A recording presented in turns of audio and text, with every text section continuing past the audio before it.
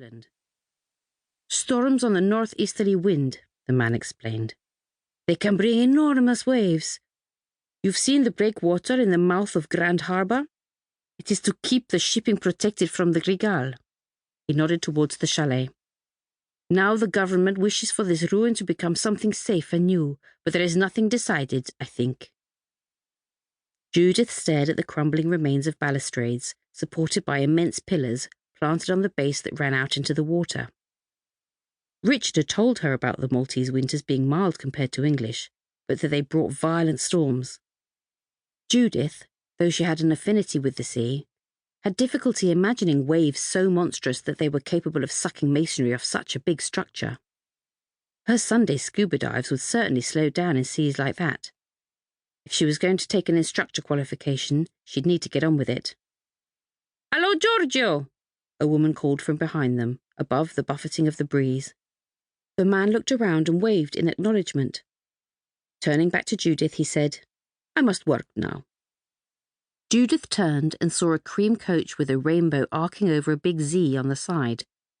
It waited, engine running, outside the Preluna Hotel, a popular pickup point for tourist trips. "You work for Sliema Z bus tours?" He nodded. "I am Giorgio Zamit, a tour guide." He pulled a navy tie from his pocket, flipped up his collar and began to tie it as he hurried in the direction of the tour bus, tossing back a "ciao" over his shoulder to Judith. "Ciao," she returned, quite sorry to see him jumping aboard the idling bus, taking a clipboard from a female tour guide waiting on the steps.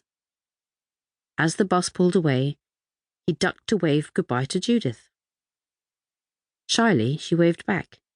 Then she checked her watch and realised it was time for her to return to work too.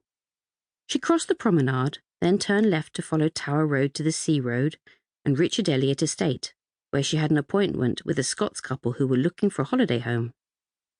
Selling apartments didn't exactly make use of her qualifications as a surveyor. She was enjoying the change, as well as the chance to live in Malta. She met Giorgio on her lunchtime stroll several times after that. He'd materialised beside her, either off-duty or waiting for a 1 o'clock pickup by a distinctive Sliema Z bus. They'd spend a few minutes on a bench, sipping water or licking ice cream. One afternoon, he told Judith he was about to escort a trip to Ka'ali Handicrafts Village in the centre of the island. "It's what remained of the RAF airfield where the famous Gloucester Gladiator biplanes Hope, Faith and Charity flew against the Germans," he explained. "Craft workers have moved into the old Nissen huts and created a thriving tourist attraction." "I've heard of it. Do they sell Medina glass there?" she asked, thinking of the jewel-like colours of the glass she saw frequently about the island. "And filigree jewellery. I keep meaning to visit." "Come today," he suggested, treating her to his boyish smile. He let his arm touch hers, his skin hot. It was common for Maltese men to wear short-sleeved shirts, even with a tie, and his tour guide blazer was folded beside him on the bench. She laughed. "I haven't booked." His head shifted closer. "There is space." Tempted, she glanced at her watch. She was responsible for her own schedule and had no meetings that afternoon. She withdrew her phone to call Richard. "I'll pay my fare. You won't get into trouble with your employer, will you?" "No." His eyes gleamed with amusement. It took her a month to discover that he was one of 3 partners in the business. "Richard," she said into her phone when she dialed the office of Richard Elliot Estate, "I'm taking this afternoon off to join a trip to Ka'ali. There's nothing in my diary." "Have a good time," he answered comfortably. Richard was fantastic.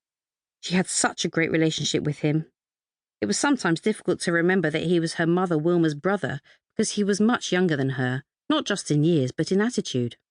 Whereas Wilma had lived in Northamptonshire all her life and had a beautiful accent. Richard had married pretty Maltese Armenia and moved here in his 20s. The relaxed pace of Malta suited him, and Judith couldn't imagine him ever returning to the UK. The modern coach arrived, cream paintwork gleaming, a contrast to the island's bright orange route buses, some of which had been trundling the island's roads for 50 or 60 years. Judith felt almost shy as Giorgio took her.